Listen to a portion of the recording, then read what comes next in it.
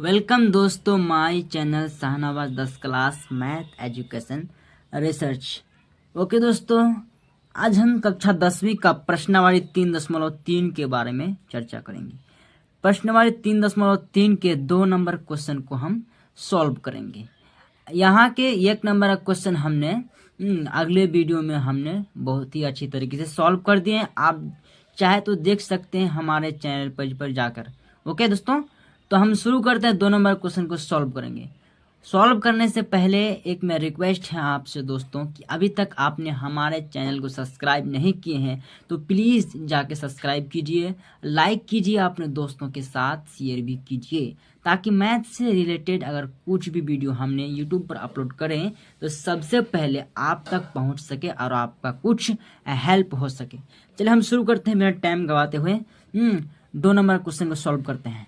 तो 2x + 3y बराबर 11 और 2x - 4y बराबर -24 है। ओके, तो दोस्तों ये मेरा समीकरण 1, समीकरण 2 दिया हुआ है। ओके, तो को हल कीजिए और इसमें और एक नया चीज जोड़ दिया गया है। इसमें m का वह मान ज्ञात कीजिए, वो m का वह मान ज्ञात कीजिए जिसके लिए y बराबर mx + 3 हो।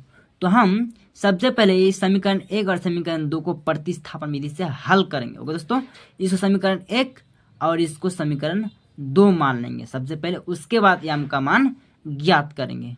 ओके, तो चलिए हम इसको सॉल्व करते हैं, इसको समीकरण 1 और इसको समीकरण 2 मान के। हाँ तो चलिए दोस्तों, हमने इसको समीकरण 1 और समीकरण 2 मान लिए हैं। तो इसको प्रतिस्थापन विधि से हम इसको सॉल्व करते हैं। तो सॉल्व करने से पहले हमको प्रतिस्थापन विधि में यह कहना होगा कि समीकरण 1 को पहले हल करना है, यानी कि x का मान सबसे पहले निकाल लेंगे, उसके बाद हल करेंगे। तो समीकरण 1 से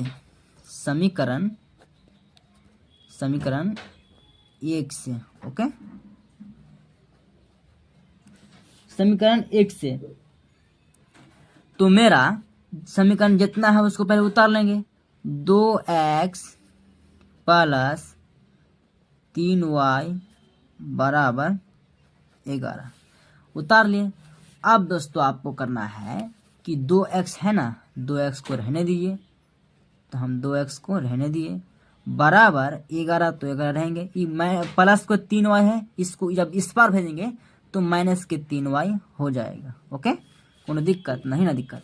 अब हम 2 को इस पार भेज देंगे, यानी कि बट्टा में चला जाएगा, इसके साथ गुना में है तो x बराबर 11 - 3y और बट्टा के 2 हो जाएगा। ये मेरा x का वैल्यू निकल गया है। अब x का मान समीकरण 2 में रखने पर, मतलब ये x का मान इस समीकरण 2 देखते हैं आप, इस समीकरण 2 मतलब x की जगह पर रखने पर। ओके, अब समझ ही जाएंगे। तो हम यहाँ सिंपल लिख लेते हैं कि x का मान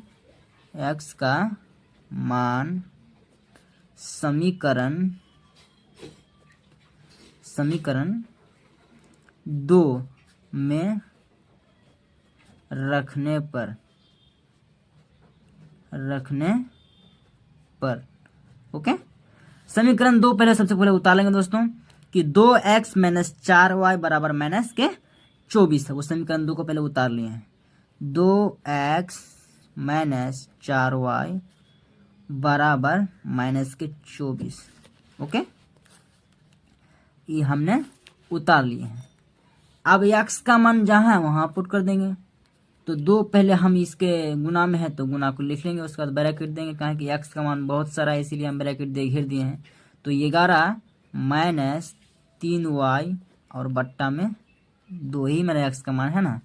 ओके, घेर देंगे, यहाँ जितना उसको उतार लेंगे। माइनस में 4y है तो 4y को भी उतार लेंगे, बराबर -24 है तो -24 को भी उतार लेंगे। ओके दोस्तों, अब हम इसको और इसको काट देते हैं, ऊपर नीचे काट दिए हैं, और जितना है उतना उतार लेंगे। जितना बचा हुआ 11 - 3y को भी उतार लेंगे, और यहाँ -4y है और बराबर के -24।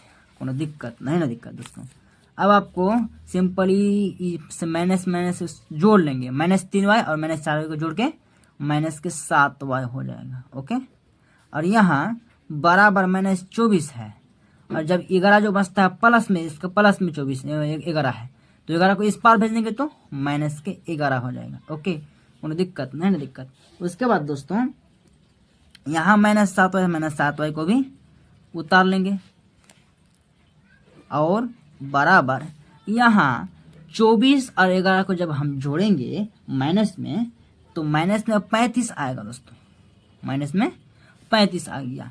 अब ये -7 और माइनस के ही दोनों खत्म हो गया। ओके, अब हम 7 को काट देंगे, यहीं से काट देंगे, 7 एकम 7 और 7 पंचा 35। ओके, कोई दिक्कत नहीं ना दिक्कत। अब y बराबर निकल गया दोस्तों, हम शॉर्ट में निकाल दिए हैं, y बराबर 5 निकल गया, कोई दिक्कत नहीं ना दिक्कत। अब हम y का जिस तरह हम समीकरण 2 में रखे हैं x का मान को, अब y का मान समीकरण 1 में रखेंगे, तो हम सिंपल यहाँ लिख लेते हैं कि y का मान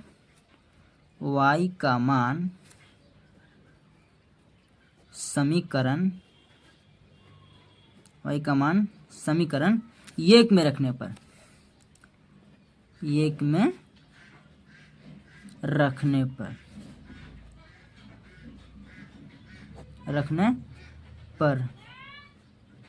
समीकरण 1 मेरा यहाँ है दोस्तों,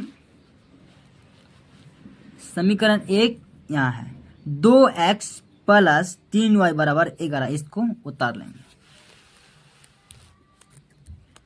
क्या है 2x + 3y बराबर 11। ओके, तो अब आपको करना है दोस्तों, जहाँ y का मान है उस जगह पर वहाँ पर हम पुट कर देंगे मान को। तो 2x है ना, 2x को उतार लेंगे, उसके बाद प्लस के है तो प्लस के उतार लेंगे, 3 है 3 उतार लेंगे, जहाँ y है वहाँ डाल देंगे 5, यानी कि उसका मान। ओके, बराबर 11। उसके बाद 2x यहाँ गुना कर लेंगे, प्लस के 5 × 15 होता है, और बराबर में 11, तो 11 को भी डाल देंगे। उसके बाद 2x बराबर यहाँ 11, और जब प्लस के 15 है, इसका भेजेंगे तो माइनस के आपका 15 निकल जाएगा। ओके दोस्तों, तो यहाँ आपका हो जाएगा सिंपली 2x बराबर, जब हम ये 15 से 11 घटाएंगे, यानी कि प्लस में है, जब माइनस में है तो प्लस से घटाएंगे, तो यानी कि माइनस में होगा। ओके, 11 से अगर हम सॉरी दोस्तों, 15 से अगर हम 11 घटाएंगे तो मेरा आपका निकल जाता है -4 निकलता है। ओके, तो हम 2 से जब भाग दें, यानी कि 2 इस बार तक भाग हो जाएगा, इसी से काट देते हैं दोस्तों कि 2 एकम 2 और 2 दूना 4, हम शॉर्ट में काम निकाल दिए हैं, और यहाँ माइनस के रह गया, तो मेरा सिंपल निकल जाता है यहाँ दोस्तों कि x बराबर -2 निकल गया है। अब आइए दोस्तों, जो मेरा कहा था कि y बराबर mx + 3 हो, एक बार फिर से हम क्वेश्चन पर गौर करते हैं। हाँ तो दोस्तों, मेरा यही क्वेश्चन था कि 2x + 3y बराबर 11 और 2x - 4y बराबर -24 को हम तो हल कर दिए हैं। उसके बाद m का वह मान ज्ञात कीजिए जिसके लिए y बराबर mx + 3 हो, यानी कि आपको दोस्तों कि यहाँ इसको पहले उतार लेंगे, y बराबर mx + 3 हो, उसके बाद जिसका y का मान पुट कर देंगे, x का मान पुट कर देंगे, उसके बाद निकल जाएगा। चलिए हम इसको सॉल्व करते हैं। हाँ तो चलिए दोस्तों, हमने y बराबर mx + 3 को उतार लिए हैं, हम कुछ अलग से यहाँ पे हम इसको सॉल्व करते हैं। ओके दोस्तों, तो जहाँ मेरा y है तो y का मान हम यहाँ पुट कर लेंगे, तो यहाँ मेरा y का मान निकला हुआ है दोस्तों कि y बराबर 5 है, तो वहाँ हम y के जगह पर हम 5 लिख देंगे, कोई दिक्कत नहीं है दिक्कत। बराबर यम, तो यम भी लिख देंगे, और गुना में यहाँ x का वैल्यू कितना, हम x का वैल्यू तो निकाल दें दोस्तों, x बराबर -2 है, तो -2 को यहाँ उतार लेंगे इस प्रकार से। उसके बाद प्लस में 3 है तो प्लस में 3 को भी उतार लेंगे। ओके दोस्तों, अब आपको करना क्या है दोस्तों कि यहाँ 5 है तो 5 को रहने दीजिए, यहाँ प्लस में 3 है, 3 को इस पार भेजेंगे, यानी कि बराबर के इस पार भेजेंगे तो -3 हो जाएगा, कोई दिक्कत नहीं ना दिक्कत। उसके बाद दोस्तों इसका हम गुना कर लेंगे, -2 गुना यम, तो -2m ही होता है। ओके दोस्तों, कोनो दिक्कत नहीं ना दिक्कत।